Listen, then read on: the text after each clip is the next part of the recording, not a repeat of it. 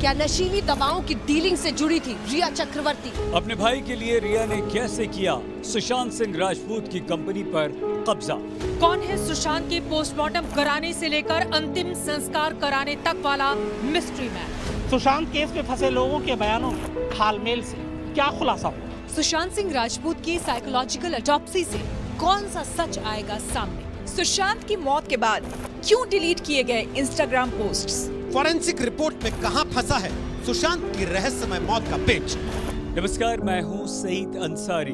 Film अभिनेता सुशांत सिंह राजपूत की मौत को लेकर हुआ है एक बेहद सनसनीखेज खुलासा, और यह खुलासा एनफोर्समेंट डायरेक्टरेट से मिली सीबीआई को एक रिपोर्ट में हुआ है, जिसके बारे में सुनकर आप रह जाएंगे दंग। एनफोर्समेंट डायरेक्टरेट ने सीबीआई को ऐसे सबूत दिए हैं जिनमें रिया नशीले पदार्थ और मादक पदार्थों का न सिर्फ इस्तेमाल करती थी, बल्कि उनकी डीलिंग भी। सुशांत केस में अब तक का सबसे बड़ा खुलासा, सुशांत की गर्लफ्रेंड रिया पर नया खुलासा। 5 दिन की सीबीआई जांच में सबसे बड़ा खुलासा सामने आया, रिया चक्रवर्ती का ड्रग कनेक्शन। रिया करती थी नशीली दवाओं का इस्तेमाल और डीलिंग। चौंकिएगा नहीं, आज तक के पास सुशांत सिंह राजपूत की रहस्यमय मौत के मामले में अब तक की सबसे बड़ी और सनसनीखेज जानकारी मिली है। पिछले 5 दिनों में एक से बढ़कर एक खुलासे हुए, लेकिन सुशांत की गर्लफ्रेंड रही रिया चक्रवर्ती पर जो खुलासा हुआ है वो सबसे बड़ा है, क्योंकि सुशांत केस की जांच में अब ड्रग्स की बू आने लगी है। सूत्रों के हवाले ये पता चल रहा है कि एनफोर्समेंट डायरेक्टरेट, जो कि इस केस में भी इन्वेस्टिगेशन कर रही है, उन्होंने सीबीआई की एसआईटी की टीम से कल शाम मुलाकात की, जहां पर एनफोर्समेंट डायरेक्टरेट के अफसरों ने सीबीआई के अफसरों से ये बताया कि रिया नारकोटिक्स पदार्थ का सेवन करती थी और उस बारे में भी आगे की जांच अब हो सकती है। ये खुलासा ईडी की तरफ से हुआ है। आपको याद होगा कि सुशांत के परिवार ने रिया पर पहले दिन से बेहद संगीन आरोप लगाए। उनमें से ही एक बड़ा आरोप 15 करोड़ रुपए के लेन देन में गड़बड़झाले का था। इसकी जांच जब एनफोर्समेंट डायरेक्टोरेट यानी ईडी के हाथों में गई, तो रिया से उसने पूछताछ की। उस पूछताछ के बाद ईडी की तरफ से यह खुलासा हुआ है कि रिया का ड्रग कनेक्शन है। अपनी पूरी जानकारी ईडी ने सीबीआई को सौंपी, जिसमें रिया के ड्रग इस्तेमाल करने और ड्रग्स के धंधे में शामिल होने की बात है। ईडी ने सीबीआई के साथ रिया के फोन कॉल डिटेल्स और चैट डिटेल्स भी साझा किए हैं। सूत्रों के मुताबिक रिया चक्रवर्ती और ड्रग डीलर्स के बीच संपर्क वाली जानकारी भी सामने आ रही है, हालांकि आज तक इसकी पुष्टि नहीं करता है।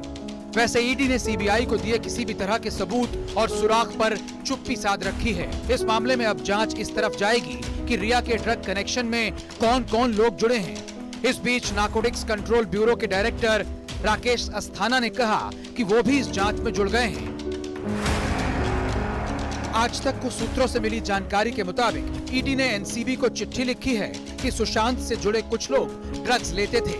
सूत्रों के मुताबिक कुछ लोगों का ड्रग डीलर से कांटेक्ट भी था, लिहाजा बड़े पैमाने पर एनसीबी इसकी जांच शुरू करने वाली है।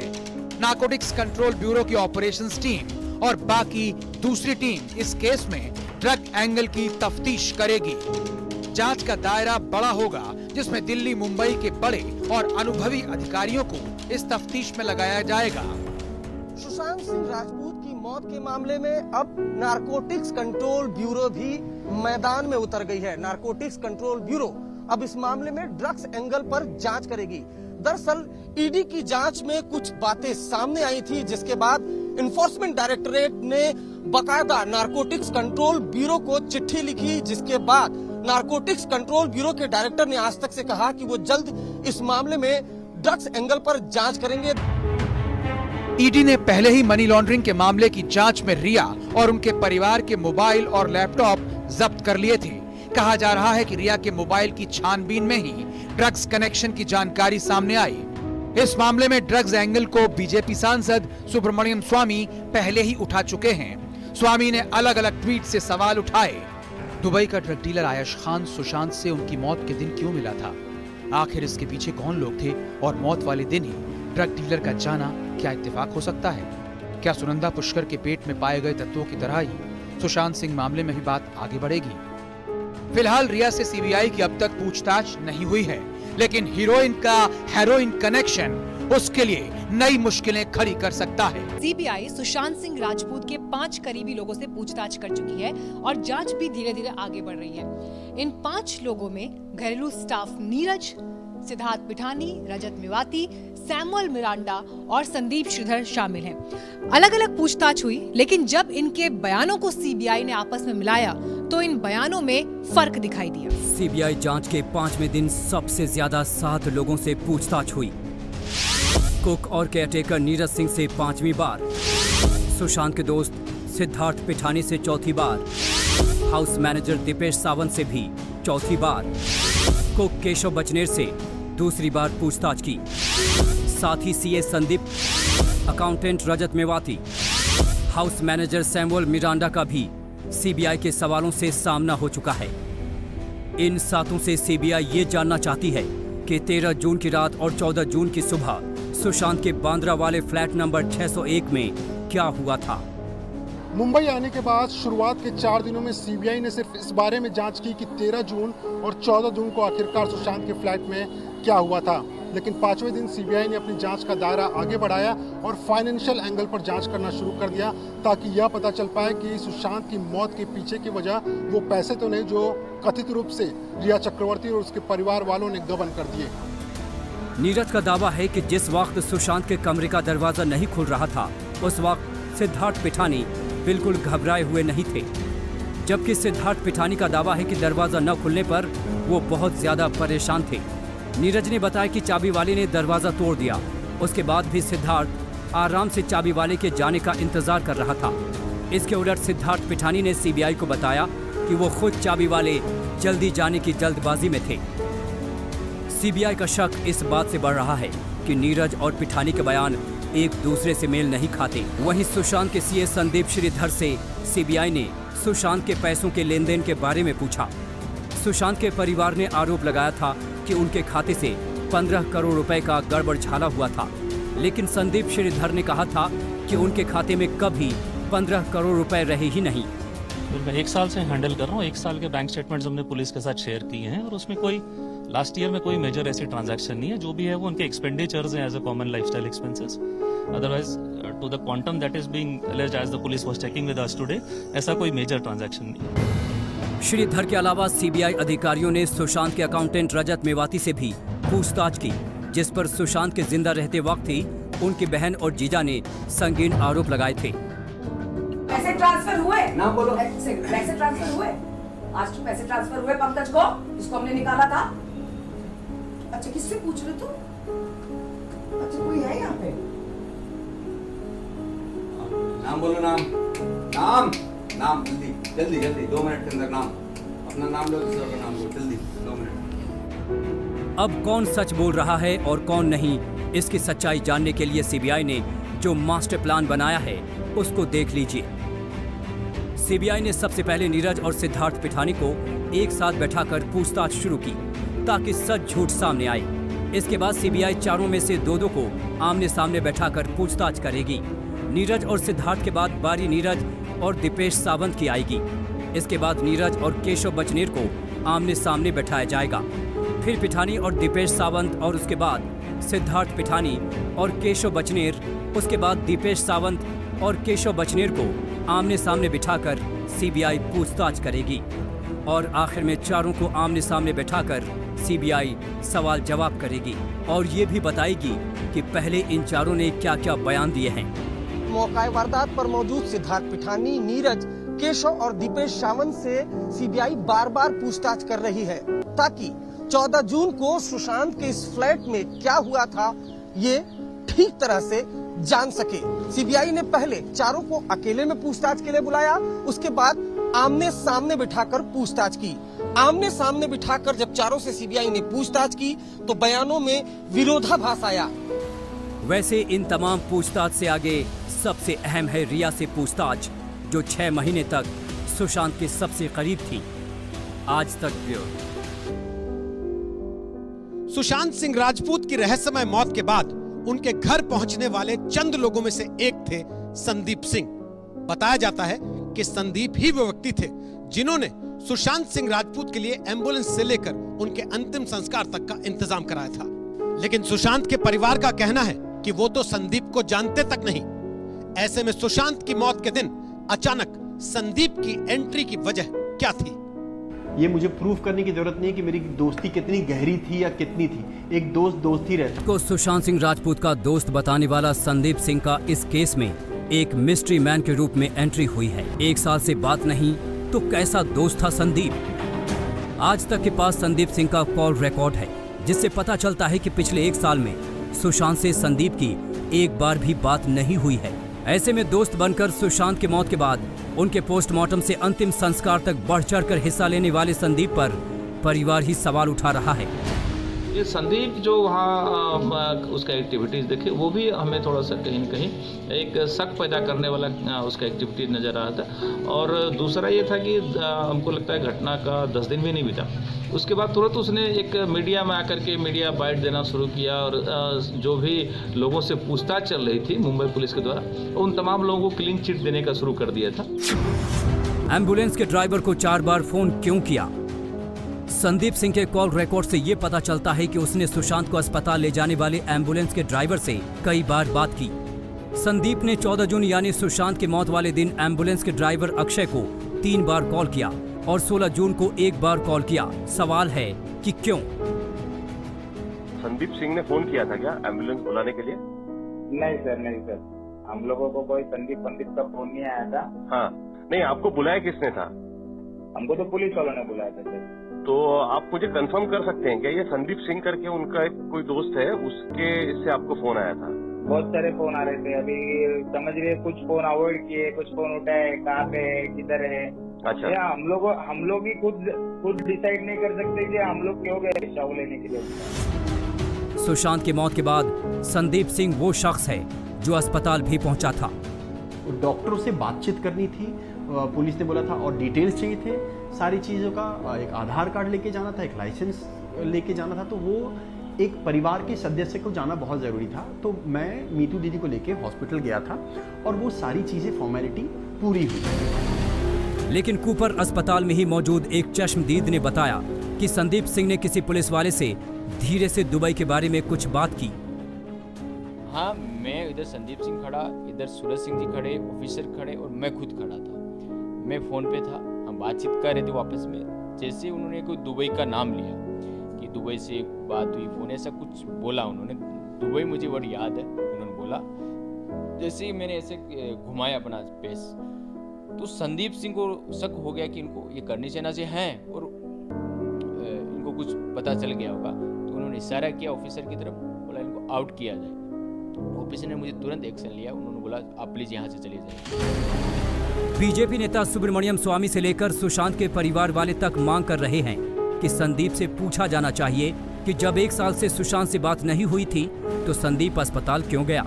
आखिर संदीप सिंह को अस्पताल किसने भेजा? वो कौन है जिसके कहने पर संदीप अस्पताल पहुंचा? संदीप कितनी बार दुबई गया और क्यों? इतना बड़ा स्टार, इतना बड़ा एक्टर, इतना अच्छा इंसान, इतना मनमौजी इंसान, वो इंसान ऐसे कैसे जा सकता है? एक पिता अपने पुत्र को, एक बहन अपने भाई को कैसे खो सकती है इस तरीके से? ये सवाल सब लोग पूछ रहे हैं और अब इस सवाल का जवाब अब चाहिए। अब सवाल है कि सुशांत की मौत का कोई कनेक्शन संदीप से जोड़ता है।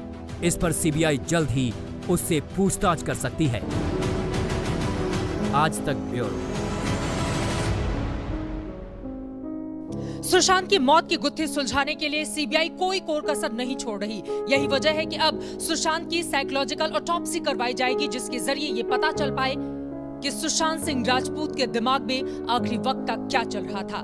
यकीनन इस रिपोर्ट के जरिए ये साफ हो पाएगा कि सुशांत की ये रहस्यमय मौत सुसाइड थी या फिर हत्या। क्या जिंदगी के आखिरी लम्हों तक ऐसे ही खुश थे सुशांत सिंह राजपूत? क्या आखिरी लम्हे तक ऐसी ही मस्ती का आलम था सुशांत की जिंदगी में? क्या सुशांत की जिंदगी में ऐसी ही मस्ती और बेफिक्री थी जैसा उनकी एक्स गर्लफ्रेंड अंकिता लोखंडे ने कहा था? डिप्रेशन ऐसी चीज है जो आई डोंट नो क्या होता है डिप्रेशन, क्योंकि सब बोले डिप्रेशन में था सुशांत।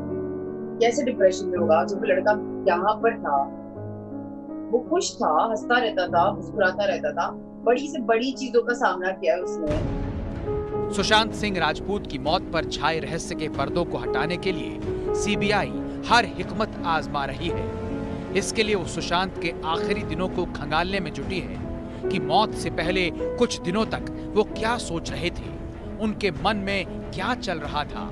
इसीलिए सीबीआई अब वो करने वाली है जो अब तक सिर्फ 2 मामलों की जांच में हुआ है। सीबीआई अब सुशांत की साइकोलॉजिकल ऑटोप्सी करने वाली है, यानी एक्सपर्ट्स सुशांत के दिमाग को पढ़ने वाले हैं कि आखिरी दिनों में उनके अंदर चल क्या रहा था।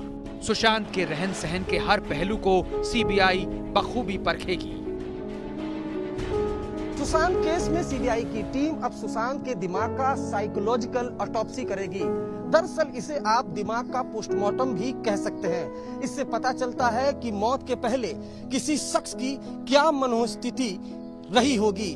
उसके सोशल मीडिया के पोस्ट, तमाम चीजों का अध्ययन सीबीआई की टीम करेगी। सीबीआई के पास ये मामला तब आया जब सुशांत की मौत के 2 महीने और 1 हफ्ते का वक्त गुजर चुका था। ऐसे में मनोविज्ञान की कसौटी पर जांच कर ये पता लगाया जाएगा कि सुशांत के दिमाग में चल क्या रहा था। सीबीआई सुशांत के लिखे नोट्स का अध्ययन करेगी, उनके व्हाट्सएप चैट पर सारी जानकारियां इकट्ठा करेगी, उनके सोशल मीडिया नोट्स से उनकी मानसिक उथल-पुथल को जानना चाहेगी। उनके रहन सहन और दिनचर्या से पता चलेगा कि मौत के पीछे क्या कारण हो सकते हैं। सीबीआई सुशांत की जिंदगी के तमाम पहलुओं को खंगालेगी तो उनका मिलान सुशांत के स्टाफ के बयान से भी करेगी।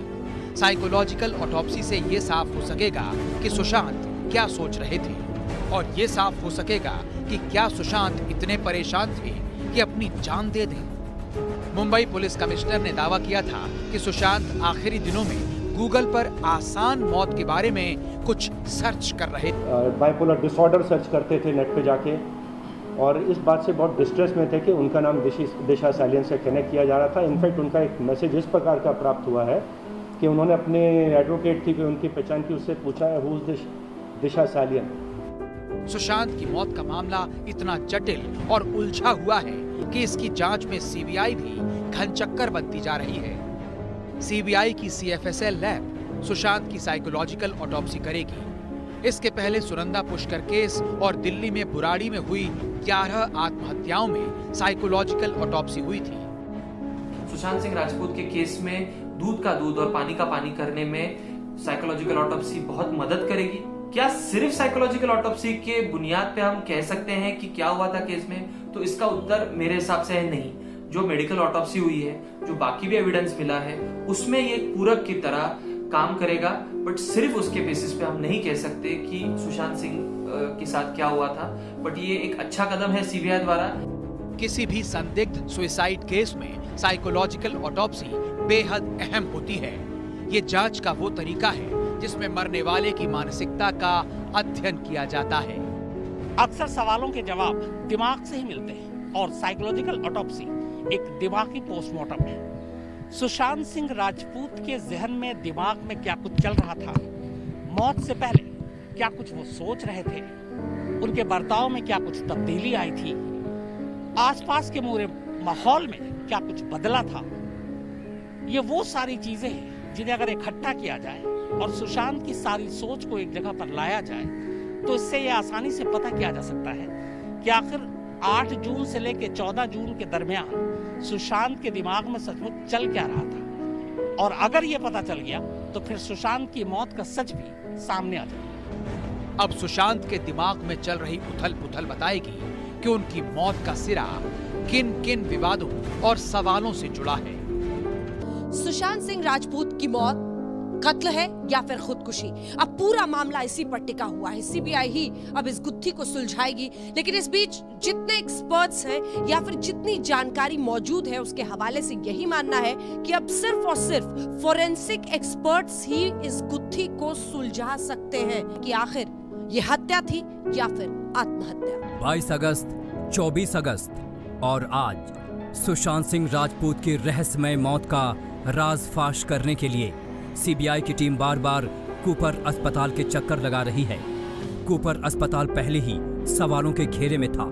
सुशांत को चाहने वाले सवाल उठा रहे थे कि आखिर उस कूपर अस्पताल में ही सुशांत का पोस्टमार्टम क्यों हुआ, जो बीएमसी के अधीन आता है, जबकि बीएमसी पर बरसों से शिवसेना काबिज है। उसके बाद जब सुशांत के पोस्टमार्टम रिपोर्ट आई तो उसमें एक के बाद एक कई खामियां पाई गई। उसमें मौत का समय तक नहीं लिखा था। इससे कूपर अस्पताल और मुंबई पुलिस दोनों पर शक और बढ़ गया। कूपर अस्पताल में हुए सुशांत की पोस्टमार्टम रिपोर्ट और फॉरेंसिक जांच के बाद तैयार हुई विसरा रिपोर्ट एम्स के डॉक्टरों की फॉरेंसिक टीम के पास पहुंच गई है। डॉक्टर सुधीर गुप्ता के नेतृत्व में 4 डॉक्टरों की टीमें लगातार पूरी रिपोर्ट खंगाल रही हैं। जो कमियां पाई जा रही हैं सीबीआई को बताई जा रही है और सीबीआई की टीम कूपर अस्पताल जाकर जरूरी दस्तावेज जुटा रही है। सीबीआई के सामने कोई और रास्ता भी नहीं, क्योंकि उसके पास ज्यादा सबूत नहीं है और काफी हद तक फॉरेंसिक सबूतों के आधार पर ही उसे सुशांत केस में आगे बढ़ना है। लेकिन उनके लिए भी सीबीआई को जद्दोजहद करनी पड़ रही है। दरअसल कूपर अस्पताल के पोस्टमार्टम रिपोर्ट में यह हैरान करने वाली बात है कि सुशांत के गले में कहीं भी खून का थक्का नहीं जमा, जबकि फॉरेंसिक एक्सपर्ट निशा मेनन के मुताबिक सुसाइड या गला दबाकर मारने की घटनाओं में खून जमता ही है। ये एक हायोइड बोन है जो कि हॉर्स शू टाइप का बोन है। ये कार्टिलेज है, थायराइड कार्टिलेज। थोड़ा सा टेक्निकल है बट इस डायग्राम से आप एग्जैक्टली समझ सकते हैं कि ये लोकेशन क्या है। थोड़ा सा फील करेंगे तो आपको पता भी चल जाएगा। ये लैरिंक्स प्रोमिनेंस एरिया है जहाँ पे वॉइस बॉक्स जिसको जनरली हम बोलते हैं वो है। ये एपिग्लॉटिक्स, ये क्रिकॉइड कार्टिलेज और ये ट्रैकियल कार्टिलेज, ये जो भी अंदर के एरिया है उसको प्रोटेक्ट करते हैं। और जब सुइसाइड जैसा होता है तो इस पर्टिकुलर नेक रीजन को बहुत ही अच्छे से डिटेल्ड ऑब्जर्व करना बहुत ही जरूरी है। अब जिस तरीके से हम पोस्टमार्टम रिपोर्ट में देखेंगे उसमें मेंशन किया गया है कि इस पूरे एरिया में in spite of this such amount of pressure, इतना प्रेशर होने के बाद में भी कोई हैमरेज नहीं है, बिल्कुल भी कोई हैमरेज नहीं है, जो थोड़ा सा डाउट रेज करता है। सेकेंडली जब हम बात करते हैं ये thyroid cartilage, thyroid cartilage, tracheal cartilage, cricoid cartilage and ये हायोइड बोन, सब कुछ इंटैक्ट है। यानी कि एक भी कार्टिलेज या बोन ऐसा नहीं है जो इतने हेवी इंपैक्ट के बाद भी ब्रेक या फ्रैक्चर हुआ है। दैट इज वन पॉइंट जो बहुत ही अच्छी तरीके से डिटेल में इसको जांच करने की जरूरत है। पोस्टमार्टम रिपोर्ट में कही गई बातें सच्ची है या झूठी, ये सुशांत के शव की तस्वीरों और वीडियो पर गौर करने के बाद सामने आएगा।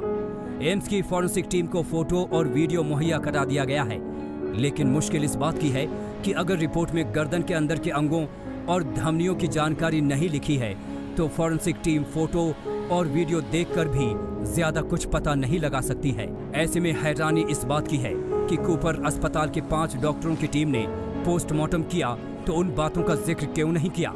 गले की अंगों की हालत का जिक्र नहीं है, गले की धमनियों के बारे में भी कुछ नहीं लिखा है, उनमें हुए नुकसान पर कुछ नहीं लिखा गया है, गले की अंदरूनी स्थिति पर कुछ भी नहीं कहा गया है। अगर सुसाइड है तो गर्दन के अंदर के अंगों और धमनियों की हालत के बारे में जानना बेहद जरूरी हो जाता है। फॉरेंसिक एक्सपर्ट के मुताबिक इस तरह के सुसाइड में चेहरे पर खून का जमना देखा जाता है, आंख की पुतली के भीतर खून जम सकता है, जबकि पोस्टमार्टम रिपोर्ट पलकों के बस आधा खुला होने की बात करती है। अंदर खून जमा है या नहीं इसका जिक्र नहीं है। सुशांत के शरीर का रंग कैसा था ये भी नहीं बताया गया है। दरअसल फांसी से लटकने पर होने वाली मौत में ये रंग नीले और बैंगनी रंग के आसपास होता है। शरीर पर जो रंग दिखाई देता है उसी से मौत का कारण पता चलता है और ये भी पता चलता है कि खून में कोई जहरीली चीज मिली हुई है या नहीं, लेकिन कूपर अस्पताल के डॉक्टरों ने ये भी नहीं बताया। बड़ी बात ये भी है कि ऐसे मामले में पोस्टमार्टम करने वाली टीम में तेज तर्रार डॉक्टर शामिल किए जाते हैं, फिर उनसे ऐसी चूक कैसे हुई ये बड़ा सवाल है।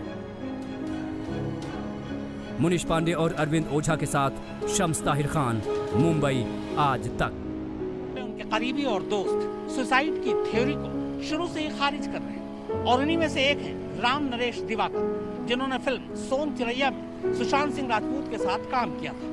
आज तक से खास बातचीत में राम नरेश दिवाकर ने कहा कि सुशांत जैसा जिंदा दिल इंसान खुदकुशी कर ही नहीं सकता। सोन चिरैया फिल्म में सुशांत के को एक्टर राम नरेश दिवाकर सुशांत के लिए सिर्फ एक को एक्टर नहीं थे, बल्कि करीबी दोस्त और कोच भी थे। सुशांत की मौत से उन्हें गहरा सदमा लगा। लेकिन वो ये मानने को कतई तैयार नहीं कि सुशांत ने खुदकुशी की है। आज तक से फोन पर हुई राम नरेश दिवाकर की एक्सक्लूसिव बातचीत सुनिए। अपनी जिंदगी के इस 30-31 साल के करियर में ठीक है जी, खुश मिजाज आदमी, मस्त मौला रहने वाला आदमी, कभी नेगेटिव ना सोचने वाला इंसान मेरी नजर से। और मेरे साथ हम जितने भी मैं 2017 के आखिर से जब तक मुझसे मिला और अभी तक की जो उसकी यादें हैं मेरे साथ, तो ये मेरे साथ उसका सफर था। और आप तीसरा क्वेश्चन आपने क्या पूछा, सुसाइड? हाँ जी, ये मैं अगर बोलूँ तो वो सुसाइड नहीं कर सकता। राम नरेश दिवाकर इशारा कर रहे हैं कि सुशांत का मर्डर हुआ है। वो कह रहे हैं कि सुशांत के जैसा जिंदा दिल इंसान सुसाइड कर ही नहीं सकता। इसकी मिसाल वो फिल्म सोन चिरैया की शूटिंग के दौरान सुशांत की मौज मस्ती के तौर पर देते हैं। ये उसी मौज मस्ती का वीडियो है जिसमें सुशांत के साथ राम नरेश दिवाकर, भूमि पेडनेकर और दूसरे कलाकार हैं।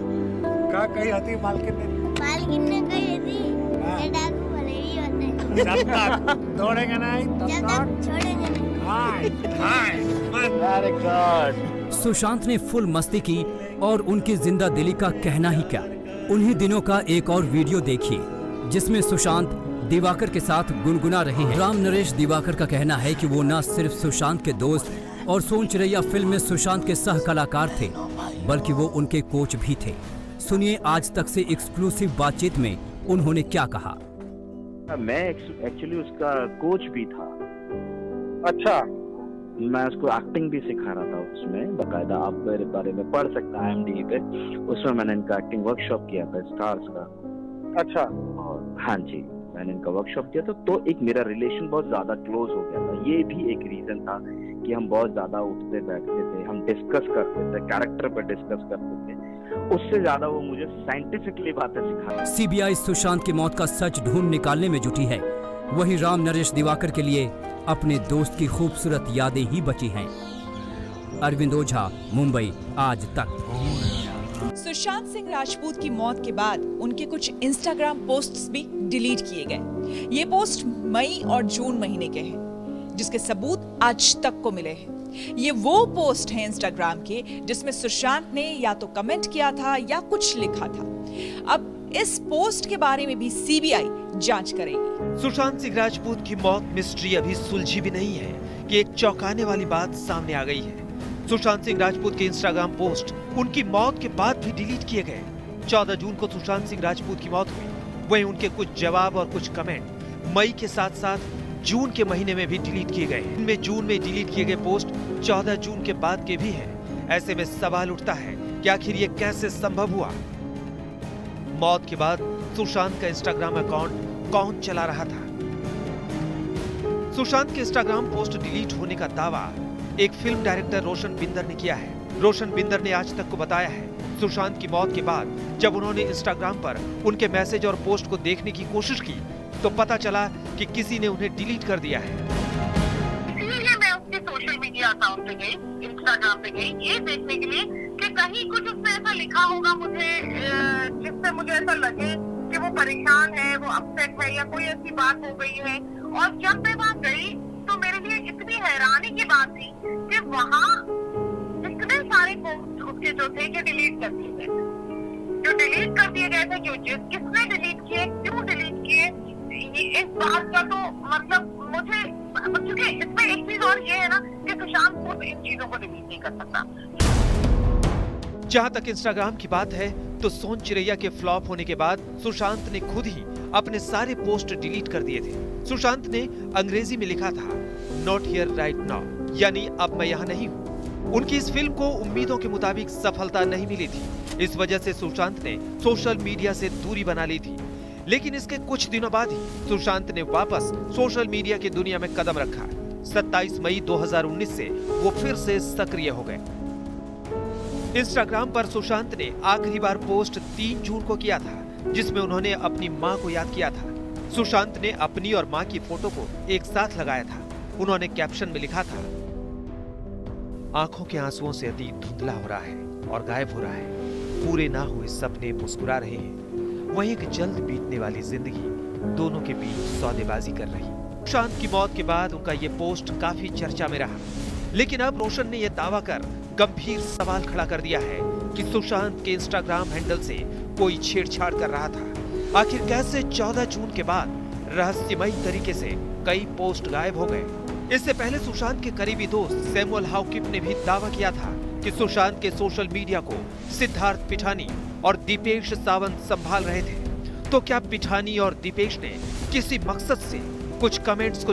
रोशन बिंदर को उम्मीद है कि मामले की जांच कर रही सीबीआई अब इस एंगल की भी जांच करेगी। मुनीश पांडे, मुंबई, आज तक। एम्स की फॉरेंसिक टीम ने सुशांत की पोस्टमार्टम और विसरा रिपोर्ट की जांच शुरू कर दी है।